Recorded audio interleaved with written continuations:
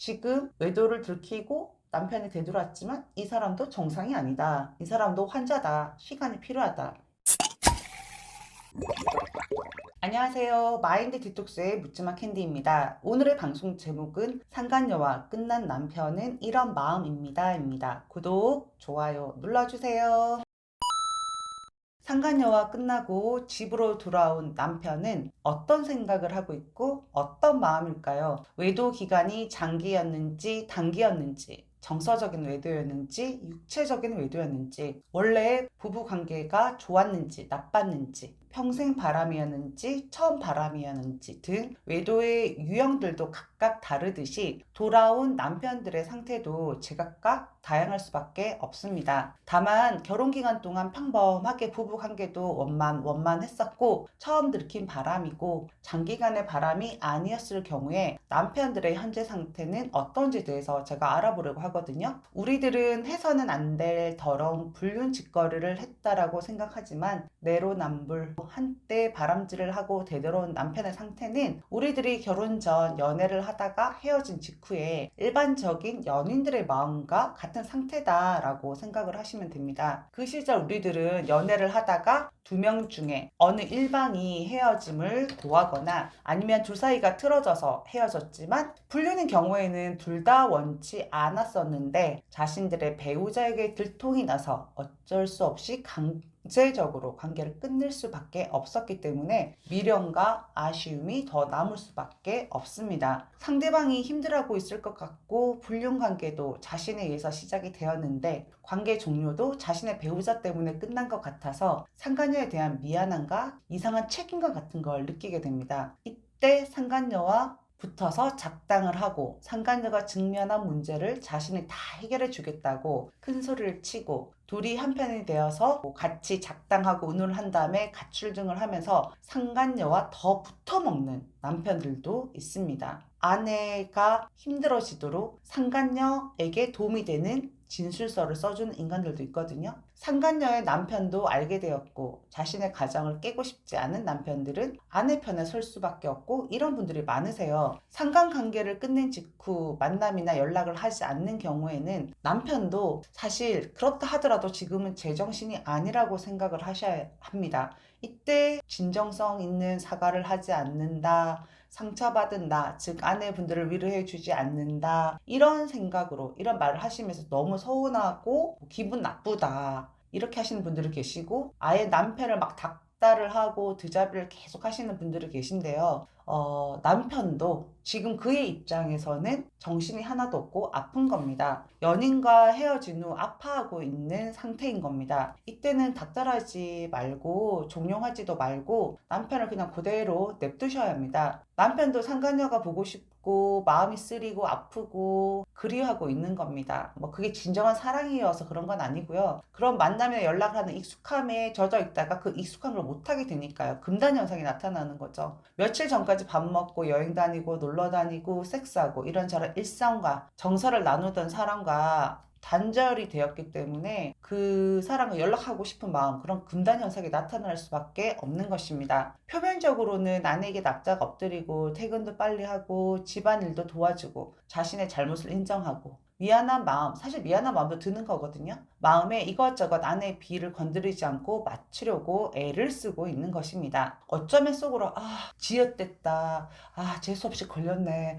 답답하다. 언제까지 이렇게 살아야 되나. 이런 생각을 하고 있을지도 모를 일입니다. 아내 앞에서는 바람핀 죄인이 되어서 눈치를 봐야 하고 한쪽으로는 상간녀와의 추억도 생각나고 함께 했던 시간들도 생각나고 연락은 할 수 없고 그냥 속이 타들어가는 기분일 겁니다. 이때 자제력이 없는 자들 대부분이 상간녀와 연락을 취하거나 만남을 계속 이어가기도 하는 것입니다. 처음에 남편이 아내분한테 들켰을 때 그 당시로는 그냥 관계 끝나야 되겠다 이러면 안 된다라고 생각하시는 분들 많으세요. 근데 그 뒤로 다시 만남을 이어가는 이유가 바로 이 이유입니다. 이때 아내분이 남편에게 난리를 치고 닥달을 하고 개 잡듯이 닭 잡듯이 원수 대하듯이 하면 남편들도 몰라 될 대로 되라 하면서 삐딱선을 타거나 튕겨나갈 수도 있는 것입니다. 이런 혼란스럽고 불편한 감정을 남편은 한동안 계속 느끼게 되는 것입니다. 아내분에게 잘하고 있지만 온전히 자신의 심신이 평온한 상태가 아니라는 것입니다. 이때는 그냥 남편도 내버려 둬야 합니다. 시간이 필요합니다. 일정 시간이 지나고 나면 상간녀에 대한 미련과 생각들은 점점 줄어들고 현실 파악이 되기 시작합니다. 재밌는 것들도 없어지고 허무하고 그냥 삶이 재미없어지기도 하고 내가 무슨 짓을 했나 라는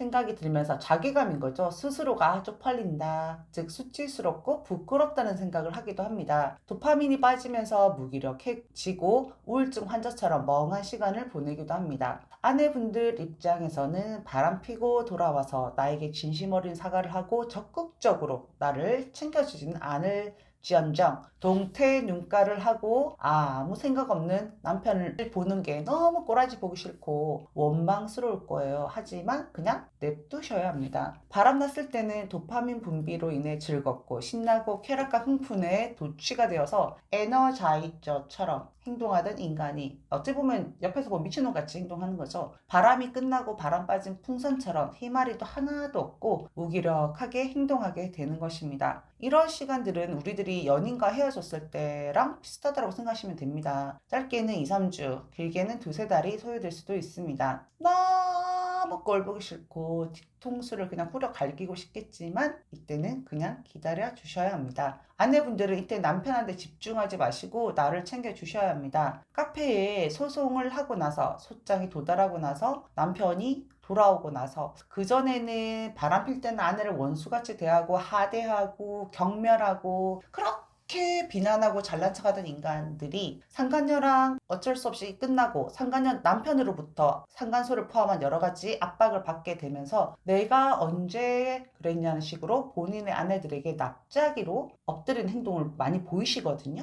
사실 가출하고 이 소장 보내는 것들에 비하면 아내분들은 그래도 예상했던 것보다는 훨씬 더 나은 나이스한 남편의 태도에 안도감을 느끼게 됩니다. 그래서 그런 모습을 보고 남편을 더 믿고 싶어지고 그 평안한 상태, 그 잘 대해주는 그 상태를 계속 유지하고 싶은 욕심이 커지면서 그러면서 남편은 더 집착을 하는 모습을 보이거든요. 그러면 안 됩니다. 남편의 진실은 시간이 좀 더 지나야 확실하게 확인할 수 있는 것이고요. 일단 남편이 되돌아왔다면 남편에 의해서 내 감정이 좌지우지 되지 않도록 제발 남편에 대한 마음 빼시고 아내분들 자신을 챙기셔야 합니다. 내 남편은 바람을 폈습니다. 바람핀 사실이 바뀌지는 않잖아요. 그 생각을 잊지 않으셨으면 합니다. 물론 바람 폈다고 계속 싸우고 치고 살라는 게 아니라 그냥 남편은 그 정도로 짓을 할 수 있는 사람이라는 거죠. 그러면 남편을 특별하게 대하거나 막 사랑하거나 기대할 필요가 없다라는 거죠. 바람을 핀 남편과 사는 나를 인정을 하시고 가장 중요한 건 남편이 아니라 나 자신이라는 거를 인지를 하셔야 합니다. 다만 남편이 상간녀 끝내고 돌아온 직후에 너무나 많은 것을 기대하거나 요구하지 마시고 일정 시간은 지금 반복해서 지금 5번째 말씀드리고 있거든요.